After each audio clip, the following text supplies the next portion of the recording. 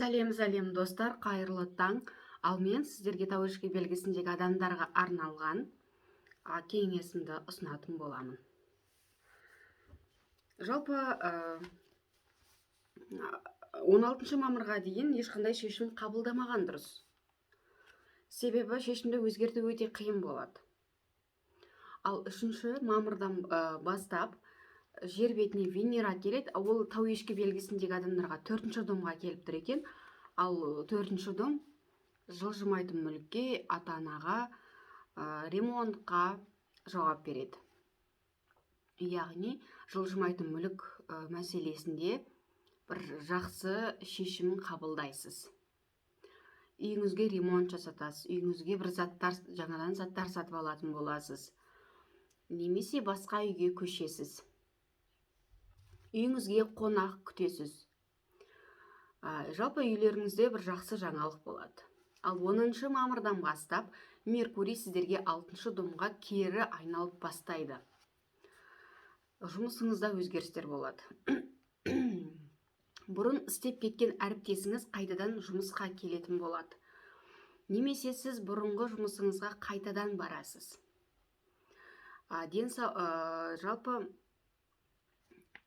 Жалпы егер жұмыссыз болсаңыз, жұмысқа тұрасыз.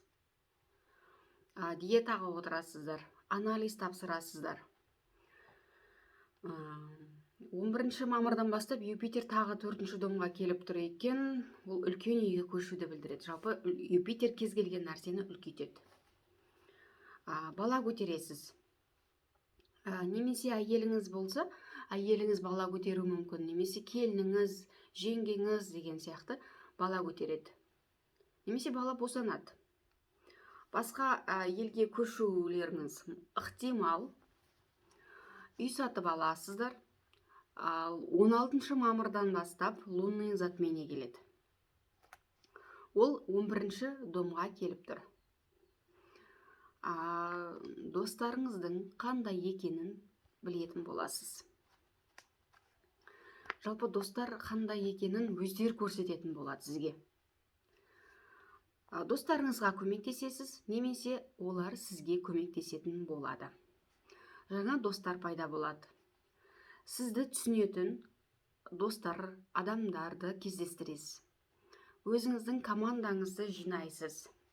Әлеуметтік желіде егер онлайн жұмысыңыз болса, өзгерістер болады. Сол онлайн жұмысыңызға әсер ететін болады. Ал 22 мамырдан бастап Солнце 6 домға келіп тұр екен. Тағы да жұмысыңызда бір жаңадан ер адам келуі ықтимал. Немесе жаңадан бір жұмысқа орналасасыз. Өзіңізді жақсы сезінетін боласыз. Ал 25 мамырдан бастап Марс тағы 4 домға келіп тұр екен. Ал 4 дом жылжымайтын мүлікке, ата-анаға жауап береді. Жалпы үйіңізге ремонт жасатасыз. Марс белсенді планета болғандықтан жолға шығасыз. Жалпы Марс бір кикілжіңнің планетасы ғой, сол себепті отбасыңызда кикілжің болуы ықтимал.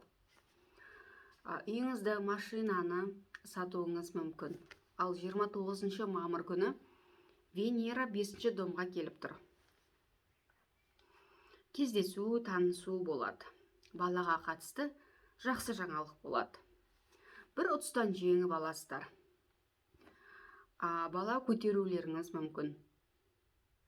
Ал 30 мамыр күні жаңа ай 6 домға келіп тұр екен. Жаңа жұмыс, жаңа профессия, жаңа мамандықты игересіз. Өміріңізді өзгерткіңіз келеді. Жаңа міндеттер пайда болады.